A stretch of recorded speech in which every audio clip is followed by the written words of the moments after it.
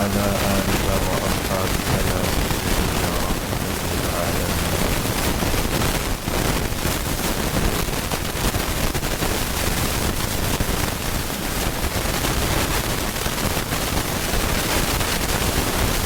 وحدثني بالله کے دشمنوں کو آج کی طرف جمع کیا جائے گا کہ ان کو تقسیم کر دیا جائے گا، حتیٰ کہ جب وہ دوزخ کی آگ تک جمع ہو جائیں گے تو ان مسلمان اور ان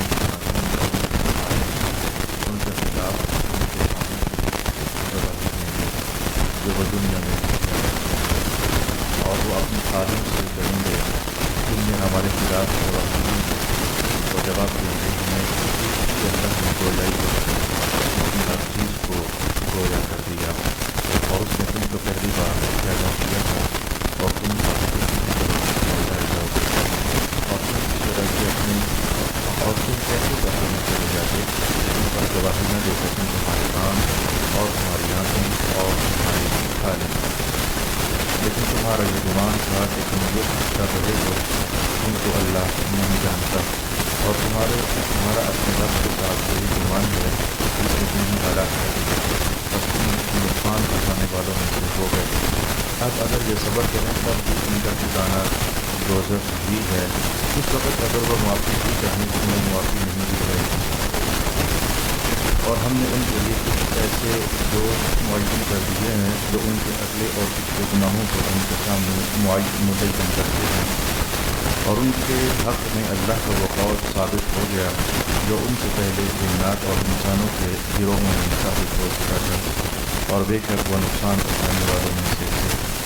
صدق اللہ مولانا العظیم۔ اللہ تعالیٰ کے فضل سے گزشتہ آیات بینات میں گفتگو جہاں تقریباً آشا ہوتی ہوئی تھی کہ ان کافروں کے لیے قوم عاد کی بات ہو رہی تھی، قوم سمود کی بات ہو رہی تھی۔ قوم عاد کے لیے اور قوم سمود کے لیے دنیا میں عذاب ہے ذلت دینے والا، اور آخرت میں ان کا عذاب اس سے بھی زیادہ ذلیل کرنے والا ہے۔ یہاں رک کر کے آخری بات میں مجھے دہرائی تھی اور سمجھی تھی کہ اللہ تعالیٰ نے مسلمانوں میں اور کافروں میں یہ فرق رکھا ہوا ہے۔ کافروں کو اگر دنیا میں کسی طرح کی مشقت، مصیبت، بیماری اور تکلیف کا سامنا کرنا پڑتا ہے یا اللہ کی طرف سے کسی پکڑ کا سامنا کرنا پڑتا ہے تو اس وجہ سے آخرت میں جو ان کے لیے سزا ہے اس کا کبھی نہیں ہوتی، بلکہ وہ ویسی کی ویسی ہی قائم رہتی ہے، بلکہ آخرت میں جو ان کے لیے سزا ہے وہ پہلے سے بھی زیادہ ذلیل کرنے والی ہوتی ہے۔ اس کے برخلاف مسلمان کا حال یہ ہوتا ہے اگر اللہ تعالیٰ انہیں دنیا میں کسی مشقت میں مبتلا کرے، کسی بیماری میں ڈالے، کسی آزمائش میں ڈالے، کسی تکلیف سے ان کا آمنا سامنا ہو جائے تو اللہ تعالیٰ اس کی وجہ سے آخرت میں ان کے عذاب میں کمی کر دیتا ہے، اور کئی بار ایسا ہوتا ہے کہ معاف کر دیتا ہے۔ یہ دونوں باتیں آخری صبر کے حصے کے حوالے سے ہم نے جانی تھی۔ تو بات یہ آئی کہ کافروں کے لیے دنیا کا عذاب ہے اور آخرت کا عذاب ان کا اس سے بھی زیادہ ان کو رسوا کر دینے والا ہے اور ذلیل کر دینے والا ہے، اور کائنات میں آخرت میں جو ان کی ذلت ہونی ہے اس کی ایک تصویر ہمارے سامنے قرآن حکیم نے ارشاد فرمائی ہے۔ آیات بینات میں چند ایک عنوانات ہیں جو ہم نے آج سیکھنے ہیں، لیکن ان میں سے پہلا عنوان یہ ہے کافروں کے ساتھ آخرت میں جو سلوک ہونا ہے، دوزخ میں جا کر جو ہونا ہے وہ تو ہونا ہی ہونا ہے، لیکن اس سے پہلے بھی ایک سلوک ہے، وہ سلوک کیا ہے سنیے۔ اور جس سے اللہ کے دشمنوں کو آگ کی طرف جمع کیا جائے گا اور پھر انہیں ٹکڑوں میں تقسیم کر دیا جائے گا۔ کافروں کا حال یہ ہوگا کہ ان کا حساب، ان کا وزن آپ جانتے ہیں کہ ان کا وزن نہیں کیا جائے گا، مسلمانوں کے تو وزن کیے جانے ہیں لیکن کافروں کا وزن نہیں کیا جائے گا۔ قرآن پاک میں ارشاد فرمایا ہوا ہے وزن اس لیے نہیں کیا جائے گا کہ میدان محشر میں کافروں کے پلے کوئی نیکی ہونی ہی نہیں ہے، ان کی جتنی بھی نیکیاں تھیں وہ ساری کی ساری دنیا میں ان کو بدلہ دے کر فارغ کر دیا گیا تھا، لیکن ایمان والوں کے یہاں نیکیاں بھی ہونی ہیں اور گناہ بھی ہونے ہیں، تو لا یوزن لہم وزنا، ان کے لیے وزن نہیں لگایا جائے گا، میزان ان کے لیے نہیں رکھا جائے گا، ان کا فیصلہ فائنل ہے کہ انہوں نے دوزخ میں جانا ہے۔ تو کافروں کی ایک جماعت آئی دوزخ کے کنارے پہنچی، ان کو روک دیا گیا، دوسری جماعت دوزخ کی طرف بھیجی گئی، انہیں بھی روک دیا گیا۔ جب کافی سارے کافر اکٹھے ہو جائیں گے دوزخ میں कि इनको इकट्ठा करके दोज़ख में फेंका जाएगा, और जब इनको दोज़ख में फेंका जाएगा तो फिर ये सारे एक जगह नहीं होंगे, अपने अपने हिसाब से, अपने अपने शैतानियत के हिसाब से, अपने अपने कुफर के हिसाब से इनको मुंतशिर कर दिया जाएगा, और जहाँ जहाँ इनका ठिकाना अल्लाह ताला ने रखा हुआ है वहाँ वहाँ इनको पहुँचा दिया जाएगा। अब जब ये दोज़ख के किनारे पर खड़े होंगे, इनको दोज़ख के किनारे खड़ा करने का मकसद क्या होगा? इनको दोज़ख के किनारे खड़ा करने का मकसद क्या होगा? आज मैं दुनिया की एक बात थोड़ी सी आपके सामने कहता हूँ, उससे थोड़ी सी मुझे मदद हासिल हो जाएगी कि इनको दोज़ख के किनारे सबको इकट्ठा क्यों किया जाएगा। जब फेंकना ही दोज़ख में है तो जैसे जैसे आते जाएँ इन काफिरों को दोज़ख में फेंकते डाला जाए, लेकिन इनको रोका जाएगा, और रोकने के बाद फिर उसके बाद इनको दोज़ख में अलग अलग इनके हिस्सों के हिसाब से इनको भेजा जाएगा। और मैं इस मकसद के लिए आपको पाकिस्तान के लगाऊँ मुसलमानों के यहाँ जो सज़ाओं का निज़ाम है, कुछ सज़ाएँ ऐसी हैं कि जो अल्लाह ताला की तरफ से या रसूल पाक अलैहिस्सलाम की तरफ से मुतअय्यन हैं, उन्हें हद कहा जाता है। शराब पियो तो 80 कोड़े हैं, अगर किसी पर गाली लगा दो, गाली निकाल कर तहमत लगा दो तो 80 कोड़े हैं, अगर कोई ज़िना कर लेता है कमवारा उसके लिए 100 कोड़े हैं, अगर कोई चोरी कर लेता है तो उसके हाथ काट लिए जाते हैं। एक मुतअय्यन किस्म की सज़ा हो गई, इसे हद कहते हैं। और एक सज़ा वो होती है कि गुनाह ज़रा इससे अगर कुछ कम दर्जे का हो, गलती अगर इससे कुछ कम दर्जे की हो, तो उसके लिए फिर अल्लाह ताला की तरफ से कोई सज़ा मुतअय्यन नहीं होती। फिर वो काजी, जो काजी शहर होता है या जो बादशाह वक्त होता है, वो जो सज़ा अपने हिसाब से मुतअय्यन कर दे तो वही सज़ा उसके लिए हो जाती है, जिसको ताज़ीर कहते हैं। पाकिस्तान का कानून ताज़ीर, इसे ताज़ीर कहते हैं। ताज़ीर की कोई लिमिट नहीं होती है, ये काजी की सवाबदीद पर है और बंदे और शख्सियत के हिसाब से है। बस चंद एक लाइनें ही हैं, फिर हमारा मकसद वाज़ेह हो जाएगा। बंदा अगर गुनाहगार ज़्यादा शरारती है उसको ज़्यादा ताज़ीर मारो, और अगर बंदा ज़रा है नेक शरीफ लेकिन उससे कोई गलती हो गई है तो उसके लिए इतना ही काफ़ी है। किताबों के अंदर लिखा हुआ है, कान से पकड़ कर 2-4 लोगों के सामने चक्कर लगवा दो, उसको सिप्स हैंड कर दो, उसको कान पकड़वा दो, उसको गधे पर बैठा दो। यानी फिर वो काजी जिस तरह की सज़ा मुतय्यन करता है, यह भी सज़ा में रखा गया कि अगर किसी को ताज़ीर यूँ भी दी जा सकती है। बस ये जुमला आपको बताना चाहता हूँ, किसी को ताज़ीर यूँ भी दी जा सकती है कि नमाज़ पढ़ कर निकलें तो मस्जिद के बाहर उसको खड़ा कर दिया जाए, और जब नमाजी गुजर रहे हों तो उनसे कहा जाए ये बड़ा बुरा आदमी है, मसलन ये बड़ा झूठा आदमी है, तो देखो इसने झूठ बोला है। मैं कहता हूँ शरीफ बंदा मर जाता है, उसकी जब मजमे के अंदर ज़िल्लत होती है और रुसवाई होती है, यार इसने आज झूठ बोला है पकड़ा गया, उसकी ज़िल्लत और रुसवाई अच्छी खासी हो जाती है। तो मजमे के अंदर किसी की बुराई को उछाल देना, मजमे के अंदर उसको थोड़ी बहुत सज़ा दे देना, मजमे के अंदर उसको झूठा करार दे देना या कोई उसका बयान कर देना, ये बहुत बड़ी ज़िल्लत होती है।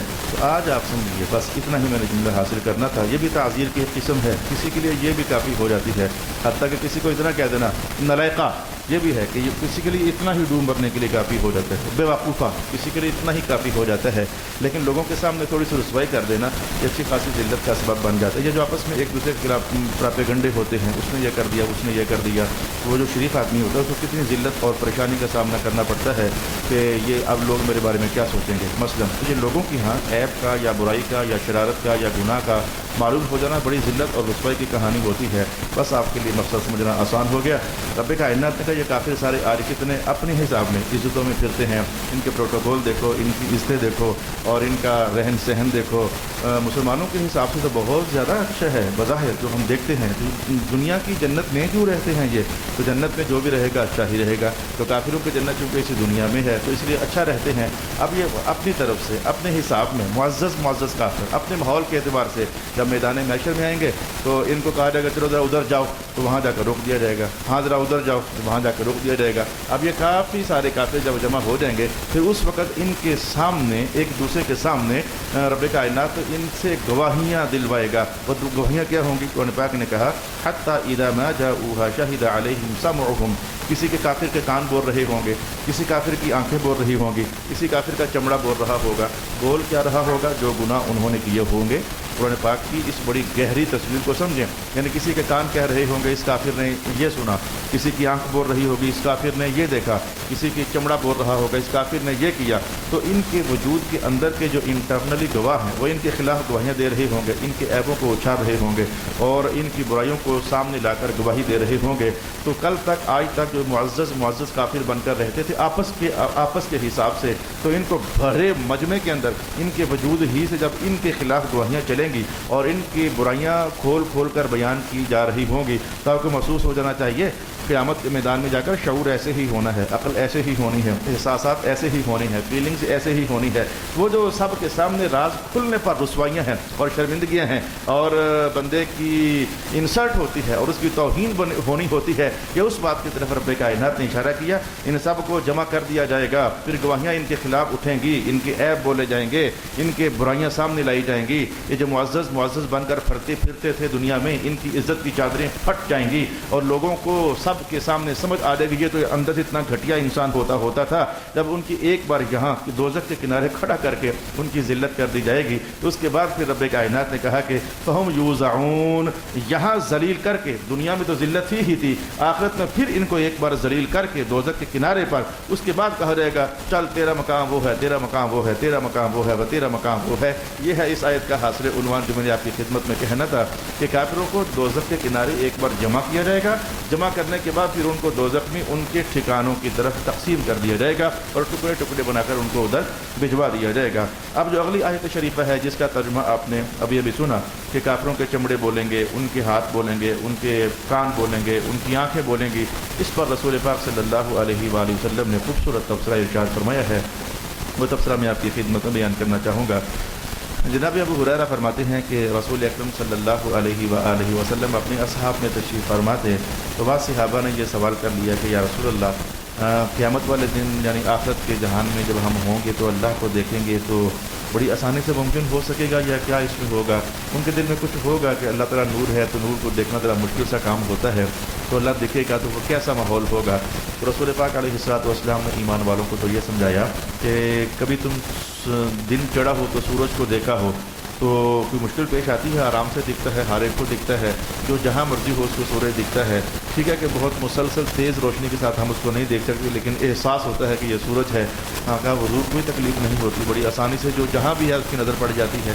तो फिर आप हुजूर ने पूछा अच्छा ये बताओ, चांदनी रात में जब चाँद निकला होता है तो चाँद को देखते हो तो फिर तकलीफ़ होती है? हाँ हुजूर कोई तकलीफ़ नहीं होती, बड़ी आसानी से देख लेते हैं, बहुत वाज़े होता है, ये सूरज की मिसाल है और दिखने में बड़ा सॉफ्ट होता है, ये चाँद की मिसाल है। माना जाता है कि अल्लाह ताला दिखेगा भी वाज़े सबको नज़र आएगा और रोशनी की तेज़ी यूँ नहीं होगी कि आंखें परेशान हो जाएं, वो आंखों को चाँद की तरह दिखना जैसे महसूस होता है, कुछ इस तरह का एहसास होगा। सूरज और चाँद दोनों का हवाला, बहुत वाज़े होना जैसे सूरज वाज़े होता है और सॉफ्ट होना जैसे कि चाँद की रोशनी में हम चाँद को देख लेते हैं। तो रसूल पाक अलैहिस्सलातु वस्सलाम ने कहा कि ऐसे तुम अल्लाह ताला को देखोगे। जब बात आखिरत की पूछी गई तो रसूल पाक अलैहिस्सलातु वस्सलाम का अपना मिजाज होता था, कई बार ऐसा ही होता है कि जितना सवाल होता है उतना जवाब देकर बात ख़त्म फरमा देते, कई बार फिर उसी इलाके की कोई और दो चार बातें भी इरशाद फरमा देते। सवाल सहाबा का सवाल यहाँ तक था, जवाब यहाँ तक दे दिया गया। फिर रसूल पाक अलैहिस्सलातु वस्सलाम ने इरशाद फरमाया फिर अल्लाह ताला अपने एक बंदे से मुलाकात करेगा, कोई एक, और वो सारे काफिर ही होने हैं बारी बारी बारी बारी बारी बारी। तो एक बंदे से मुलाकात करेगा और उससे फरमाएगा ए फलाने शख्स, मैंने तुझे इज़्ज़त दी थी या नहीं दी थी? तो दुनिया में तो आपको पता है कि क्या काफिर क्या मुसलमान सबको कहीं ना कहीं कम या ज़्यादा इज़्ज़त मिली हुई है। कोई इंसान जितना मर्जी बुरे से बुरा हो, कुफर से बुरा क्या हो सकता है? गुनाह तो गुनाह रह गए, कुफर से बुरा क्या हो सकता है? लेकिन काफिरों को भी बाहर क्या प्रोटोकॉल मिलता है, उनको एक इज़्ज़त एहतराम दुनिया के निज़ाम और नज़्म व ज़ब्त के मुताबिक दी जाती है। क्या मैंने तुझे इज़्ज़त दी थी कि नहीं दी थी? वो कहेगा दी थी। मैंने तुझे सरदारी दी थी कि नहीं दी थी? वो कहेगा दी थी।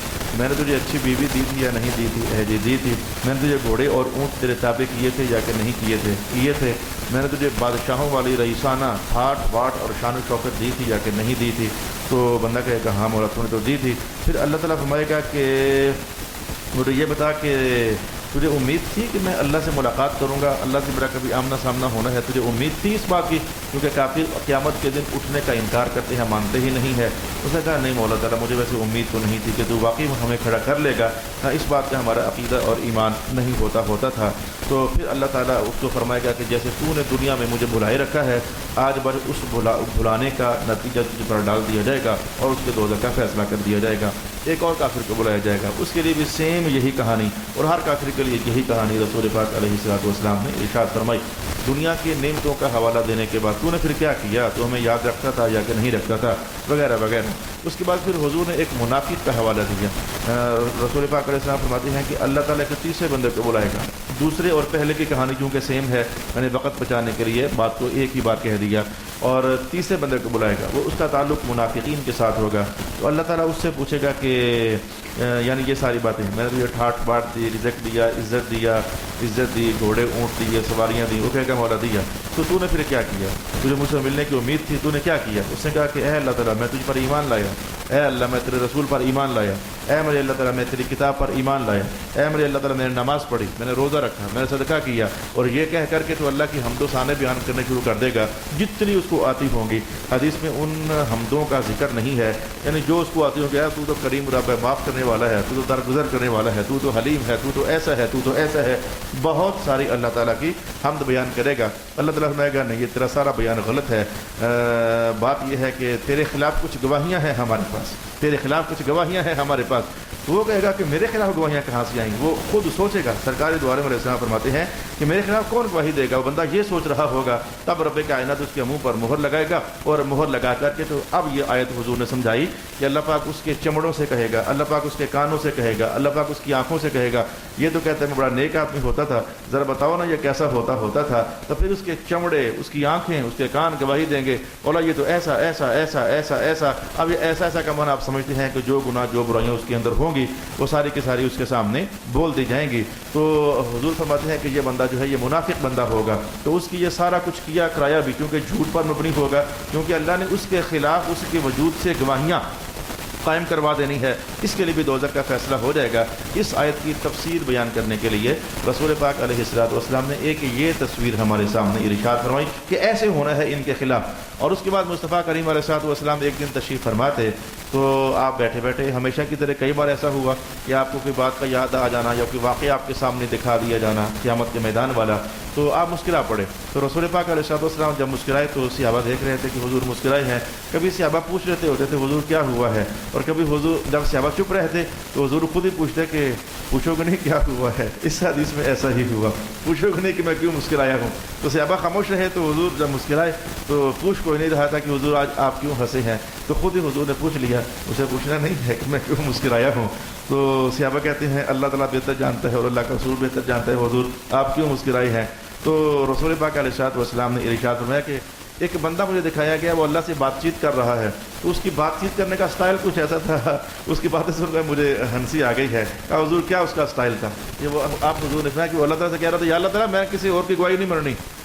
ایک بات ویسے بعض الٹی سیدھی جھوٹی موٹی گواہیاں دے دیتے ہیں، وہ دنیا کا نظام اس کے سامنے ہوگا نا، جیسے ہمارے یہاں بھی گواہ مل جاتے ہیں ہر طرح کے اچھے برے، تو اسے کہا مولا میں نے کسی اور کی گواہی نہیں ماننی، بس میں اپنی گواہی مانوں گا، جو میں کہوں گا وہی ٹھیک ہے، یعنی اپنے حق میں میں خود کہوں گا کہ میں کیسا ہوں۔ اب جب وہ یہ بات کر رہا ہوگا کہ میں نے کسی اور کی گواہی اپنے لیے نہیں ماننی، میں خود بتاؤں گا میں کیسا ہوں، تو اللہ تعالیٰ بھی جانتا ہے کہ اب یہ کہنا کیا چاہتا ہے۔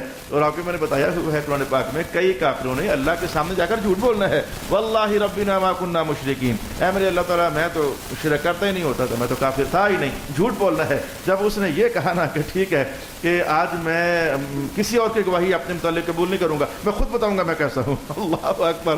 رسول اللہ علیہ السلام فرماتے ہیں کہ اللہ پاک نے کہا چلو ٹھیک ہے، اگر کوئی اور گواہی تو نہیں مانتا، مطلب یہ بھی اس انکار کرے گا، یہ جو دائیں بائیں والے میں نے ان کی بھی نہیں ماننی، میں خود بتاؤں گا میں کیسا ہوں۔ جب اس نے یہ کہا نا کہ میں خود بتاؤں گا میں کیسا ہوں، تو رسول پاک علیہ السلام فرماتے ہیں کہ اللہ پاک نے اس کے منہ کو بند کر دیا، ٹھیک ہے پھر تو خود ہی بتائے گا کہ تو کیسا ہے۔ اس کا منہ تب چپ کر گیا، جب اس کا منہ چپ کرتا ہے تو اس کی باہوں کا چمڑا بولتا ہے، اس کا وجود کا چمڑا بولتا ہے، اس کے وجود کی اعضاء بولتے ہیں مولا یہ ایسا ایسا ایسا ایسا ایسا تھا۔ تو وہ اپنے ہی آپ کو مخاطب کرتے ہوئے کہتا ہے میں تمہاری خاطر مر رہا ہوں کہ مولا میں اپنے حق میں خود گواہی دوں گا تو تم ہی میرے خلاف ہو گئے ہو۔ میں جو اللہ سے بات کر رہا ہوں تمہارے لیے کر رہا ہوں، تمہارے فائدے کی خاطر، اور تم ہی میرے خلاف ہو رہے ہو۔ جب اس نے یوں کہا تو میں تمہاری ہی خاطر درد میں اور جھگڑے میں مبتلا ہوں، تو رسول اللہ علیہ السلام فرماتے ہیں اس کی اس خواہش اور اس کی اس بے قرارانہ جوابی روش سے مجھے ہنسی آ گئی۔ پہلے خود ہی کہتا تھا کہ میں خود بتاؤں گا میں کیسا ہوں، اب جب خود بتایا جا رہا ہے تو خود ہی لڑنا شروع کر رہا ہے کہ میں تمہاری خاطر اللہ سے جھگڑا کر رہا ہوں اور تم ہی میرے خلاف ہوئے چلے جا رہے ہو۔ یہ ایک دوسری تصویر تھی جو کہ رسول پاک صلی اللہ علیہ وآلہ وسلم نے ارشاد فرمائی۔ اچھا قرآن حکیم کا معاملہ، اچھا ایک بار قرآن پاک کے الفاظ بھی دیکھ لیں. اور حدیث میں تو ہم نے کہا کہ اور تم میرے خلاف بول رہے ہو. قرآن پاک نے کہا وقالوا لجلودهم لما شهدتم علينا، تم میرے خلاف کیوں گواہی دے رہے ہو. قالوا، بازو بولے گا، چمڑا بولے گا، آنکھ بولے گی، کان بولیں گے. انطقنا اللہ الذي انطق كل شيء، جس رب نے سب کو بولنے کی طاقت عطا فرمائی ہے، آج اسی نے ہمیں بولنے کی طاقت عطا فرمائی ہے. وهو خلقكم، اسی نے تم کو پیدا کیا تھا. اول مرہ والیہ ترجعون، اور تمہیں اللہ ہی کی طرف پلٹ جانا ہے. یہ تھا قرآن پاک کا تاریخی پس منظر، اور یہ تھا وہ تفسیر جو کہ رسول پاک علیہ الصلوۃ والسلام نے ارشاد فرمائی ہوئی ہے.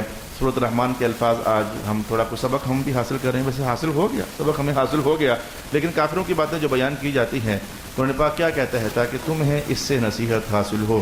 گزشتہ اقوام کی کہانیاں جو سامنے لائی جاتی ہیں، مقصد کیا ہوتا ہے؟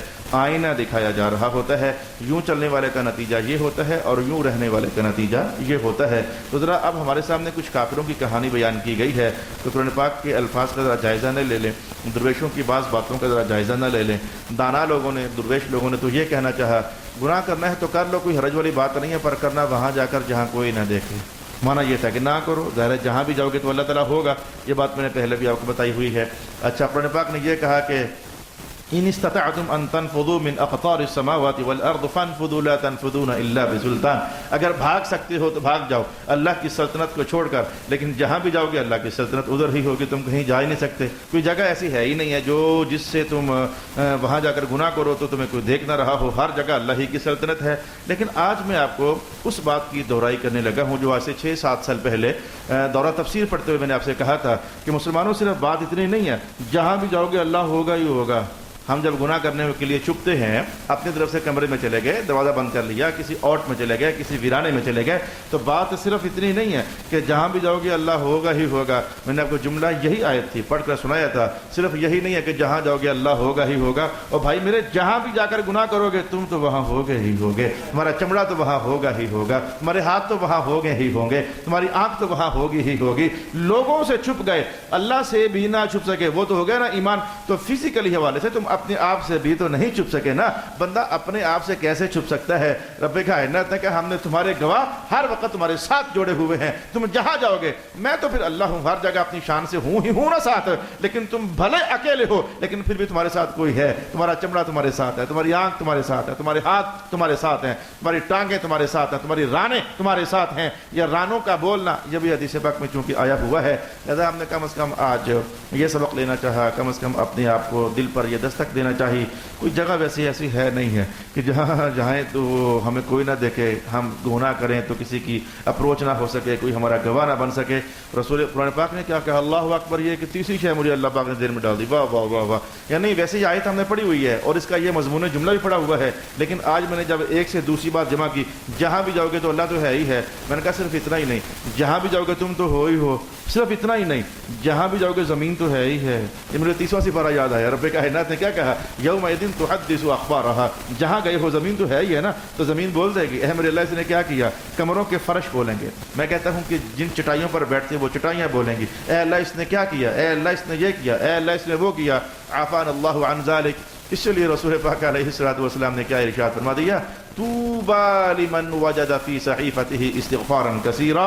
میں تمہارا نبی جانتا ہوں کہ گناہوں سے بچنا ایک بڑا، یہ تو نبیوں کی شان ہوتی ہے کہ گناہوں سے بچے رہیں. ہر بندے سے غلطی ہوتی ہے، ہر بندے سے گناہ ہوتا ہے، اس لیے آپ کا یہ کلمات بھی ہیں کل بنی آدم خطاؤن. ہر بنی آدم سے کوئی نہ کوئی غلطی کوتاہی ہوتی ہے، کوئی بچنا چاہے بھی تو پھر بھی کہیں نہ کہیں ہو جاتی ہے. خیر الخطائین التوابون. بہترین خطا کار انسان وہ ہوتا ہے کہ غلطی ہو رہے تو معافیا مانگے. تو یہ بھی اعلان حضور نے کر رکھا تھا، اور یہ اعلان بھی حضور نے کر رکھا تھا کہ ایسا کیا کرو، کثرت کے ساتھ پڑھتے رہا کرو استغفر اللہ استغفر اللہ استغفر اللہ استغفر اللہ استغفر اللہ.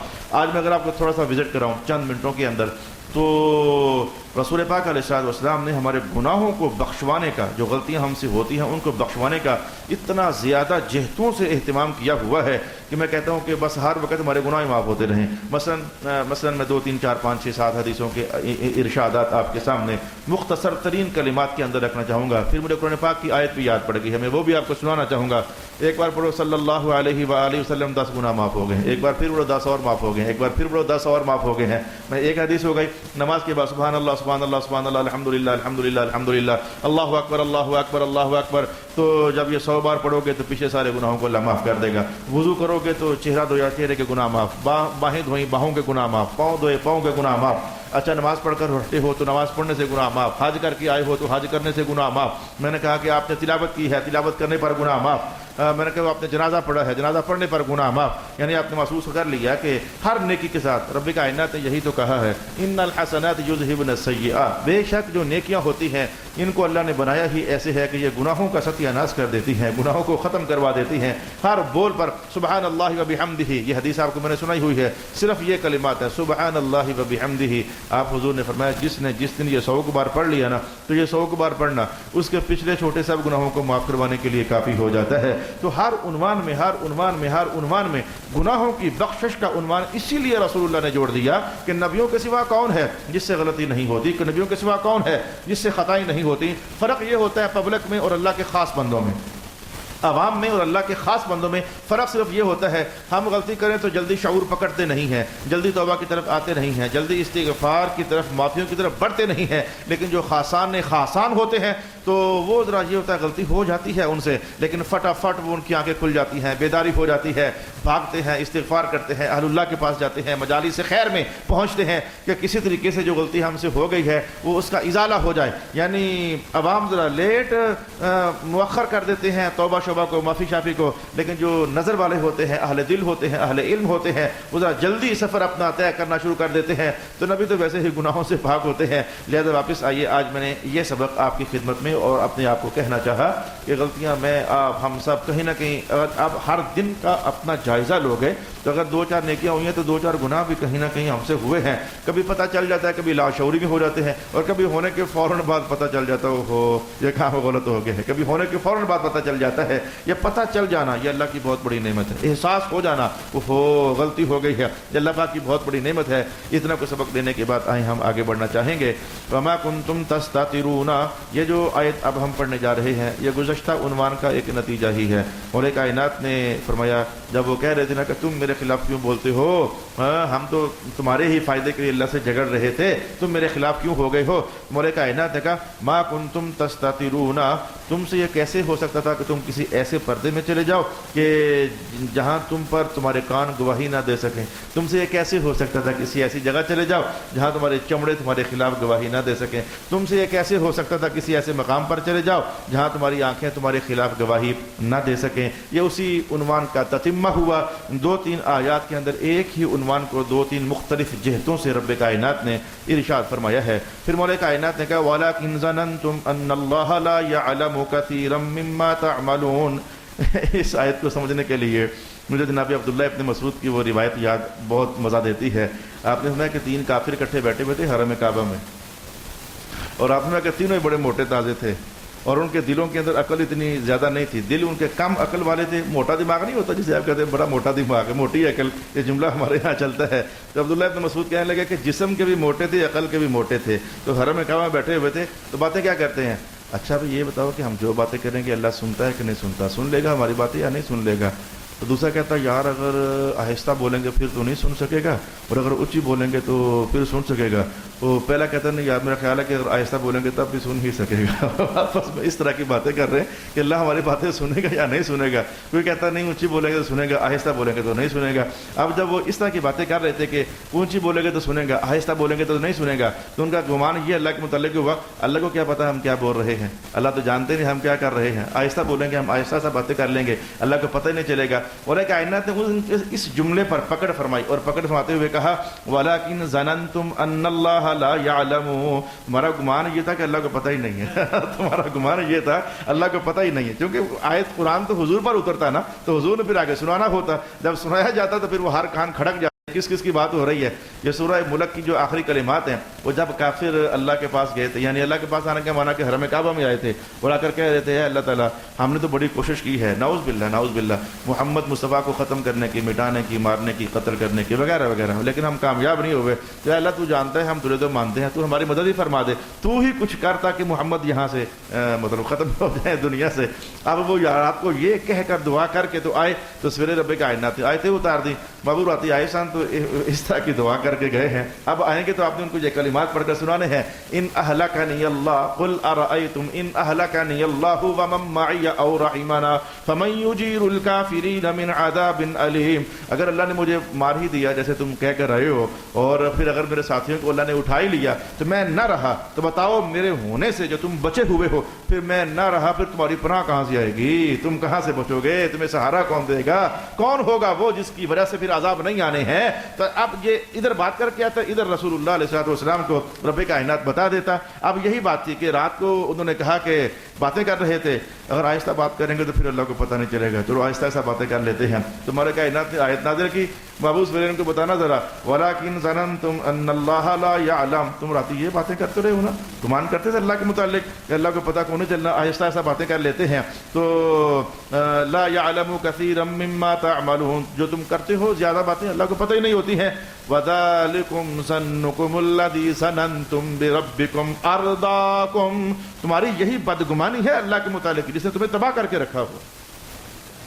تمہاری یہی بدگمانی ہے اللہ کے متعلق جس نے تمہیں ہلاک کر کے رکھا ہوا ہے. تو ایمان والوں کو اس لیے ایمان یہ دیا گیا, تم آہستہ بولو پھر بھی اللہ سنتا ہے, اونچی بولو پھر بھی اللہ سنتا ہے, بلکہ نہ بولو پھر بھی وہ جانتا ہے. دلوں کے اندر راز چھپا کے رکھو وہ پھر بھی جانتا ہے. میں تو اس لفظ سے ہمیشہ پڑھ کر ایمان کو ایسی راحت اللہ مجھے نصیب کرتا ہے, میرا مقدر ہے, اللہ مجھے راحت نصیب کرتا ہے. جب بھی میں یہ پڑھتا ہوں 16واں سپارہ, یعلم السر واخفا, جو دلوں میں چھپے راز ہیں اللہ انہیں بھی جانتا ہے, اور جو باتیں تم نے ابھی سوچی ہی نہیں آئندہ زمانوں میں جا کر سوچو گے اللہ تو ان کو بھی جانتا ہے کہ تم آئندہ جا کر سوچو گے کیا. میں اس بات کو جب بھی پڑھتا ہوں ایک عجب راحت ہوتی ہے کہ اللہ تعالیٰ صرف یہی نہیں, جو بات دل میں چھپی ہوئی ہے صرف اس کو جانتا ہے, جو آئندہ اگلے زمانے میں جا کر دلوں میں راز چھپاؤ گے میرا اللہ اس کو بھی جانتا ہے. تو ایمان والو, اللہ نے ہمارا ایمان مضبوط رکھا, ہمیں اس پر شکر ادا کرنا چاہیے.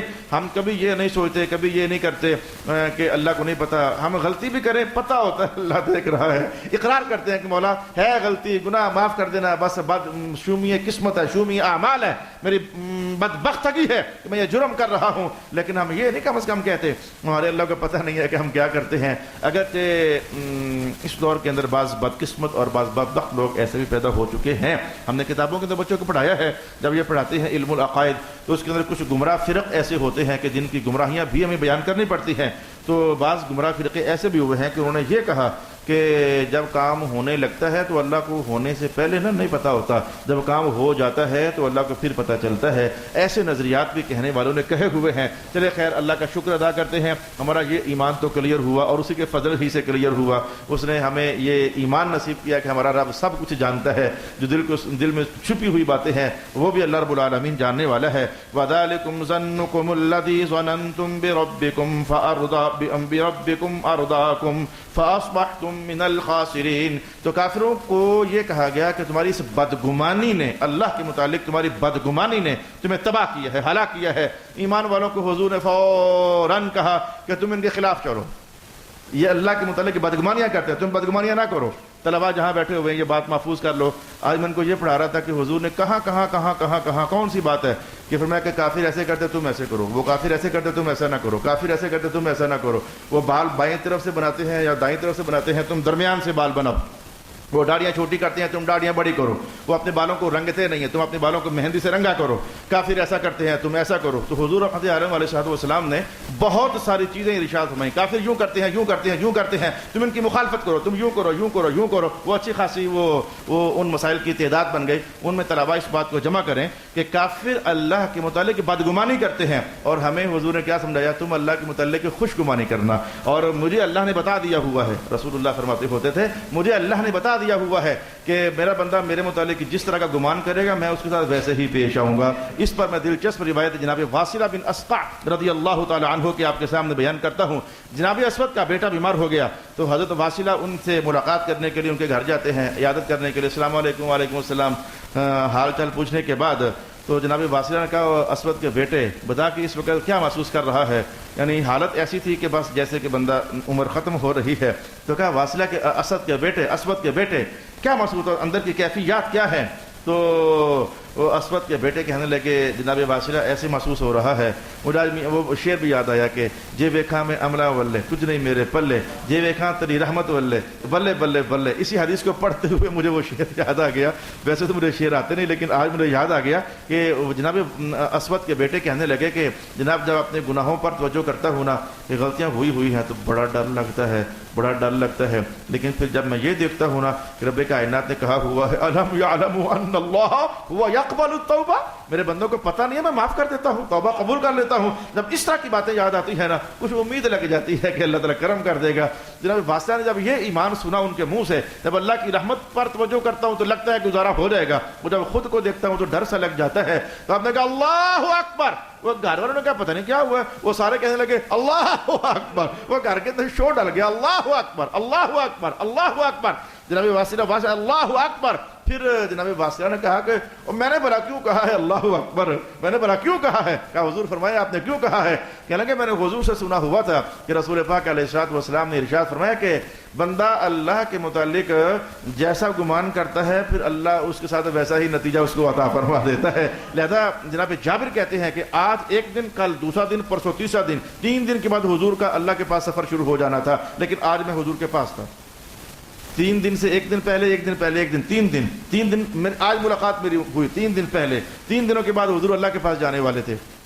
رسول پاک علیہ الصلوۃ والسلام نے آج یعنی اپنے سفر آخرت سے 3 دن پہلے جو جملہ ارشاد کیا، جناب جابر کہتے ہیں میں کیسے بھول جاؤں اس وہ جملہ یہ تھا کہ دیکھو مرنے سے پہلے پہلے ضرور اپنے خدا کے متعلق یہ گمان لے کے جانا، مولا امید ہے کہ تو معاف کر دے گا، اے اللہ امید ہے کہ تو کرم کر دے گا، اے اللہ تیرا گناہگار بندہ تیری طرف سفر طے کر رہا ہے، اپنے نام سے پاکیزہ سفر ادا کرنا، امید ہے کہ اللہ تو معاف کر دے گا۔ جناب عمر جیسی ہستیاں زمین پر، ننگی زمین پر لیٹ جاتے ہیں آخری ایام میں اور آسمان کی طرف منہ کر کہتے ہیں اللہ تیرا عمر بوڑھا ہو گیا، اب تیرا عمر بوڑھا ہو گیا، وہ جوانیاں نہیں رہی، وہ توانائیاں نہیں رہی، اے اللہ تعالیٰ تیرا عمر تجھ سے گمان کرتا ہے تو اسے معاف کر دے گا، اے اللہ تو اسے معاف کر دے گا۔ یہ رسول اللہ کی دی ہوئی تعلیمات ہیں۔ تو کافر اللہ کے متعلق بدگمانیاں کرتے ہیں تو رسول پاک علیہ الصلوۃ والسلام نے نا تم بدگمانی نہ کرنا، میرے رب نے مجھے بتا دیا ہوا ہے میرے بندہ میرے متعلق جس طرح کا گمان کرے گا میں اس کے ساتھ ویسے ہی پیش آؤں گا۔ لہذا ہمیں ٹھیک ہے غلطیوں کا اقرار ہے، اعتراف ہے، کوتاہیاں ہوتی ہیں، میں نے پہلے بھی کہا ہمارا خدا ہمیں جانتا ہے کہ ہم سے کوتاہیاں ہو جاتی ہیں، لیکن بہر کیف ہمیں استغفار بھی کرنی ہے، توبہ بھی کرنی ہے، سجدے بھی دینے ہیں، تلاوتیں بھی کرنی ہے، سارا کچھ کر کے پھر آخر میں یہ کہنا ہے مولا نہیں کچھ حق ادا نہیں ہوا بس تو معاف کر دے، ہمیں حق ادا نہیں ہوا۔ یہ ان دنوں حضور یہ جملے بول رہے تھے، ان دنوں کہ اے میرے اللہ تعالیٰ میں نے تیری عبادت کا حق کو نہیں ادا کیا، یہ ان دنوں بول رہے تھے جن دنوں لمبے قیاموں کے نتیجے میں سرکار کے مبارک پاؤں میں آبلہ پائی ہوئی پڑی تھی، چھالے پڑے ہوئے تھے تو پاؤں زمین پر رکھے نہیں جا رہے تھے، اتنی شدید مشقت والی عبادت کر کے ان دنوں یہ کہہ رہے تھے اے اللہ تعالیٰ تیری عبادت کا حق تو میں نے ادا نہیں کیا ہے نا۔ اگر وہاں بھی معاملہ ایسے ہے پھر میرا خیال ہے ہمیں تو ہر وقت روتے دھوتے ہی رہنا چاہیے۔ مجھے شعر نہیں آتے لیکن میں نے تازہ کسی مجلس میں سنا عاشقاں دا کام روندیاں رہنا ہے، عنوان یہ تھا، مجھے وہ شعر نہیں آتا لیکن میرا دل بڑا ہلا تھا اندر سے، عاشقاں دا کام رونا تونا، آگے پتہ نہیں کیا تھا کہ رونا تونا تو بغیر گزارا ہوتا نہیں ہے، عشق لاؤ اللہ نال محبت کرو پھر رونا تونا تو پڑتا ہے، تو آنکھیں بھگونی تو پڑتی ہیں، پھر اللہ سے معافی شافیہ تو مانگنی پڑتی ہیں۔ یہ پتہ نہیں میری کیا معلومی ہے کہ مجھے شعر بر موقع آتے بھی نہیں اور کبھی آ رہے تو ٹوٹا پھوٹا ہی ہوتا ہے، عاشقاں دا کام رونا تونا میں نے پھر بولا ہے لیکن مجھے آگے پھر یاد نہیں آ رہا۔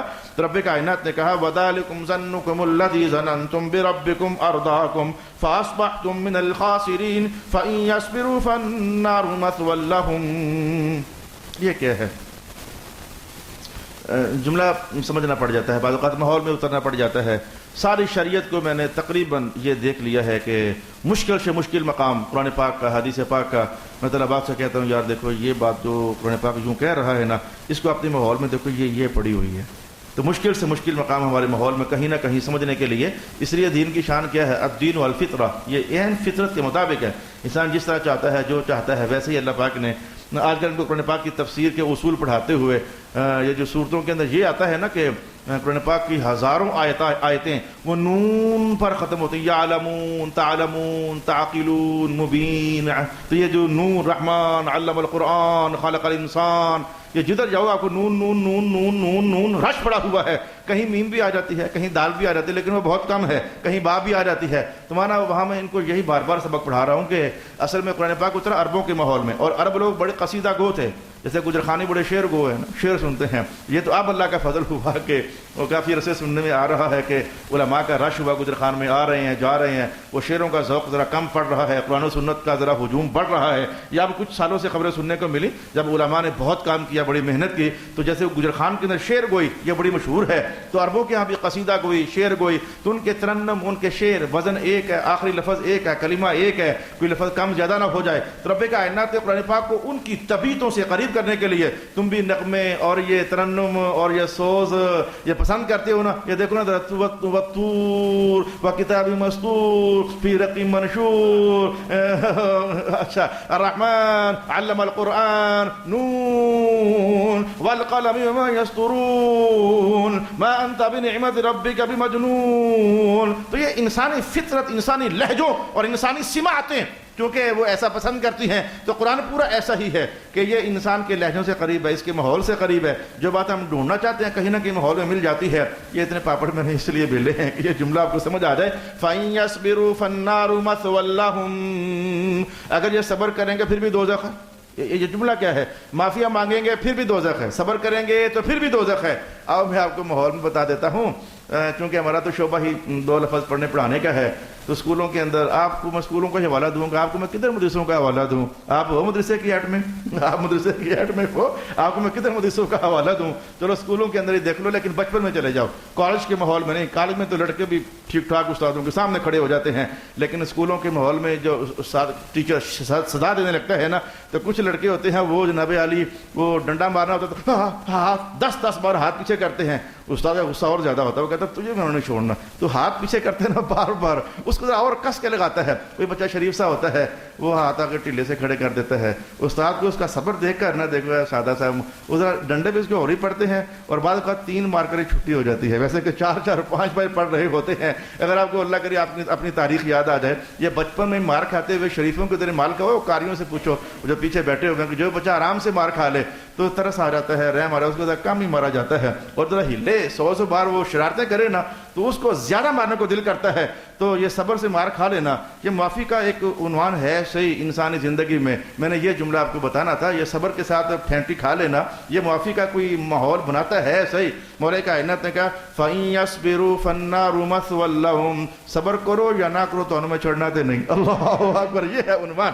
تم آرام سے عذاب سہو، یعنی آگے سے شور شار نہ ڈالو، اور چاہو تو تم شور شار ڈالو. تمہارا معاملہ میں نے معاف نہیں کرنا کیونکہ تم نے مصطفیٰ سے ہمیشہ دشمنی نبھائی ہوئی ہے. فَإِن يَصْبِرُوا. اب یہ ترجمہ تو ہو جانا تھا، لیکن اس مضمون جملہ تک رسائی جو ہے وہ میں سمجھتا تھا کہ میرے پاس امانت ہے، مجھے کہنی چاہیے. آپ کے ذہن پر دستک ہو تو صحیح کہ ہاں اچھا اگر تم دوزخ میں ڈال دیے گئے، وہاں جا کر تم نے باقی تو رو ڈور شور شرابہ، لیکن تم چپ کر کے سہتے بھی رہے، شاید اللہ کو رحم آ جائے تو معاف کر دے گا. تو میں نے معاف نہیں کرنا. فَإِن يَصْبِرُوا فَالنَّارُ مَثْوًى لَّهُمْ وَإِن يَسْتَعْتِبُوا. اور اگر معافیا مانگو گے تو پھر بھی ہم نے معاف نہیں کرنا. بعض اوقات شاگرد معافیا وہ ساری معاف کر دے، ایک بار معاف کر دو. تو کہا تم معافیا مانگو یا چپ کر کے سہو، ہم نے تمہیں چھوڑنا نہیں ہے. یہ کافروں کو بتایا جا رہا ہے کہ تمہارا آخرت کا عذاب بڑا ذلیل کرنے والا ہے. وہاں نہ معافی قبول ہے، نہ صبر قبول ہے. وہاں جا کر نہ چپ کر کے پھینٹیاں عذاب سہ لینے یہ قبول ہے. عذاب ہونا ہی ہونا ہے. وَقَيَّدْنَا لَهُمْ قُرَانًا. بھائی بس یہ آخری ہمارا سبق ہے آج کی نشست کا. اس سبق نے سمجھو کہ ہر ماحول کے اندر دستک دے کے رکھی ہوئی ہے. یہ جو ٹی سی ہوتی ہے، ٹی سی کرنی ہے، یعنی دفتر میں چلے جب ادھر ٹی سی بادشاہ بڑے ہوتے ہیں، کام کرنے والا محنت کرنے والا کوئی اور زبان کی تیزی کی بنیاد پر وہ جسے کہتے ہیں نمبر لے جانا کوئی اور، نمبر بنانے والا کوئی اور، یا نمبر شمر بنانے والا. یہ جو میں ایک جملہ بتاتا ہوں ماحول کا، یار ایک خود تو افسر بہت اچھا ہے، لیکن اس کے جو متاحت ہے نا یہ بڑے مثلاً پیڑا سر بہت کمینے ہیں. مثلاً مثال کے جملہ ایک بولتا ہوں آپ کے کسی چلے جاؤ، یہ ہر جہاں بھی کوئی منصب ہے نا دنیا والا یا آخرت والا، یار ایسا جو خود تو بڑا اچھا ہے لیکن اس کی جو متاحت ٹیم ہے نا اچھا جی یار پیر صاحب ماشاءاللہ خود تو ماشاءاللہ بہت اچھے ہیں، لیکن کہ جو ماتا چیلے ہیں نا جن کو غصہ ہوتا ہے وہ چیلے کہتے ہیں، پھر یہ چیل انہوں نے بڑا کام خراب کیا ہوا ہے یار۔ یہ مولوی صاحب خود تو ماشاءاللہ اچھے، لیکن کہ جو سیکٹری ہے نا، جو نیچے والا طبقہ ہے نا، یا جو ڈاکٹر ہے یہ تو ماشاءاللہ بڑا نرم دل ہے، لیکن یہ جو کاؤنٹر پر بیٹھے ہو یار یہ آپ کو سمجھ آ گیا جو میں کہنا چاہتا ہوں۔ ہر بڑے کے نیچے کچھ ایسے ہوتے ہیں جو ہوتے سنگی ساتھی دوست بیلی ہیں، لیکن وہ ٹھیک نہیں ہوتے، بڑا تنگ کرتے ہیں۔ میں بتاؤں یہ اللہ کا عذاب ہے، کسی بھی بڑے بندے کو چھوٹا طبقہ جو اپنے ماتحت ہے یہ اچھا نہ ملے، یہ بہت بڑا اللہ کا عذاب ہے۔ اور یہ پرکھ رکھنی کہ میرے ساتھ چلنے والے اچھے ہیں کہ نہیں، مفید ہیں کہ نہیں، یہ مجھے لوٹنے والے تو نہیں، تنگ کرنے والے تو نہیں، مجھے الٹا ذلیل کرنے والے تو نہیں، میرے لیے فیوریبل ہیں یا فیوریبل نہیں۔ یہ اپنے ماتحتوں کو، اپنے ساتھ چلنے والے کو چیک کر کے رکھنا۔ میں کہتا ہوں قرآن پاک نے یہ رہنمائی بھی عطا فرمائی ہوئی۔ اللہ اللہ اللہ اللہ، میں بتا یہ ماحول ہے نا ہمارا، میں نے ماحول آپ کے سامنے کیا، اب آپ کے یہ الفاظ آپ کو سمجھ آئیں گے۔ رب کائنات نے کہا وَقَيَّدْنَا لَهُمْ قُرَنَاءَ، ہم نے ان کافروں کے ساتھ کچھ دوست لگائے ہوئے ہیں، معین کر دیے ہیں۔ قیدنا، ہم نے کچھ ان کے ساتھ دوزخی لوگوں کے ساتھ کچھ دوست ہیں جو متعین کر دیے ہیں۔ وہ کرتے کیا ہیں؟ فَزَيَّنُوا لَهُم مَّا بَيْنَ أَيْدِيهِمْ وَمَا خَلْفَهُمْ، ان کے اگلے پچھلے سارے پیڑ سارے گناہ ان کے سامنے مزین کر کے پیش کرتے ہیں، مزین کر کے پیش کرتے ہیں۔ تو صاحب جو تجھا کیتا ہے صحیح کیتا ہے، بندہ ہے ہی ایج ہے، اس طرح اے ہونا چاہیے نا سی، حالانکہ پتہ ہوتا ہے کہ مظلوم آدمی ہے، چودھری صاحب زیادتی کر رہے ہیں، پتہ ہوتا ہے کہ رائے صاحب زیادتی کر رہے ہیں، یہ اس کے ساتھ غلط ہو رہا ہے، لیکن چونکہ وہ زیّنَ لَهُم، بالکل رائے صاحب اس طرح علاج ہے یہ غلط کام اور اپنے سے بڑے کو مزین کر کے بتایا، ان کی ہاں میں ہاں ملائی۔ یہی وجہ ہوتی ہے، میں بتاؤں ہمیشہ ہر دور میں، میں آپ کو کئی بار کہا، یہی وجہ ہوتی ہے کسی محراب نشین کے ساتھ کسی دولت مند کی ٹکرا جانے کی اور لڑائی کی وجہ یہی ہوتی ہے۔ اس بیچارے غریب کو، اربوں پتی غریب کو عادت ہوتی ہے سارے میری ہاں میں ہاں ملائیں، جو میں کہوں وہ اس کو قبول کریں اور کہیں واقعی یہی صحیح ہے، لیکن جس کے دل میں اللہ کہے نہیں، غلط کو غلط کہنا ہے، صحیح کو صحیح کہنا ہے، جب کبھی وہ محراب نشین کہتے ہیں نا راز صاحب غلط ہو گیا کام، تو صاحب ایسے نہیں ہے، نہ نہ نہ یہ غلط کام ہے، یہ آپ کو یہ اختیار کس نے دیا ہے، آپ ایسے ہو، جب یہ لڑائی ہو جاتی ہے، جھگڑا ہو جاتا ہے، تو ہاں سننا یہ اہل دنیا کی عادت ہے، اور درویشوں کی عادت ہے، وہ ہاں میں ہاں ملاتے نہیں ہیں، وہ کسی کو لفٹ ہی نہیں کراتے، غلط معاملے میں وہ لفٹ نہیں کراتے، وہ فیوریبل ان کے لیے نہیں ہوتے ہیں، وہ کہتے ہیں جو غلط ہے میں غلط کہوں گا، صحیح ہے وہ صحیح کہوں گا۔ کئی بار ایسا ہوا یہ مروانی بادشاہوں کو، یہ حضور کے صحابہ میں سے یا حضور کے صحابہ کے تابعین میں سے کئی بار خطبہ جمعہ کے دوران ڈانٹا، وہ خبیث ایسا نہ کر، بادشاہ وقت خطبہ جمعہ دے رہا ہوتا، لیکن کوئی تابعی کوئی صحابی اٹھا، خبیثہ ایسے نہ کر، کیونکہ جو تو کر رہا ہے حضور ایسے نہیں کرتے ہوتے تھے، حضور ایسے کرتے ہوتے تھے۔ تو یہ محراب کی اور اہل دولت کی، ممبر کی اور اہل دولت کی، کسی گودڑی پوش کی اور کسی صاحب متاع کی یہ جنگ چلتی رہتی ہے، انہیں ہاں ہاں ہاں ہاں سننے کی عادت ہے، اور یہ کہتے ہیں کبھی نہ بھی سنا کرو، جناب عمر کہتے ہیں نہ کی عادت ڈالو، وہ تو کسی اور موقع کے لیے کہتے ہوتے تھے، اپنی بیویوں کو نہ کی عادت ڈالو، ویسے یعنی ان کی ہر بات نہیں ماننی ہوتی، کچھ باتیں نہ بھی کرنی ہوتی ہیں، وہ تو وہاں کہتے ہوتے تھے، لیکن کہتے تو تھے نا کہ ہمیشہ ہاں ہاں نہیں، کبھی نہ بھی سننے کی عادت ہے، اپنے آپ کو ڈال لو۔ وَقَيَّدْنَا لَهُمْ قُرَنَاءَ فَزَيَّنُوا لَهُم مَّا بَيْنَ أَيْدِيهِمْ وَمَا خَلْفَهُمْ، ہم نے ہر بندے کے ساتھ جو دوزخ والے ہیں کچھ لوگ لگا دیے ہوتے ہیں جو ٹھیک نہیں ہوتے، ان کی بری باتوں کو بھی سونا کر کے ہاں میں ہاں ملاتے ہوئے کہتے ہیں اے کام صحیح کیتے ہیں نا، یہ تساں اسی ہاتھ پائی سٹے نہیں تو کوئی اور تو ہاتھ پائی نہ سکنا سا، اے کوئی الٹی سیدھی بات کر کے ان کی غلط کو بھی صحیح کہتے ہیں۔ قد خلت من قبلہم من الجن والانس، اس بات کو علماء نے سزا کہا، یہ اللہ کی سزا ہے، بندے کے ساتھی مخلص نہیں ہے، یہ اللہ کی طرف سے سزا ہے۔ جناب علی کیا فرماتے تھے؟ تیرا بہترین دوست وہ تو نہیں ہوتا جو تیرے ہر کام کو کہے صحیح کیا ہے، یہ منافق ہے، یہ تیرا دوست نہیں ہے، تیرا بہترین دوست وہ ہے جو تجھے کہے بھائی جان یہ کام صحیح کیا لیکن یہ صحیح نہیں کیا ہے، تاکہ تیری آخرت بچائے۔ رسول اللہ علیہ السلام سب سے بہترین آقا ہے کہ نہیں؟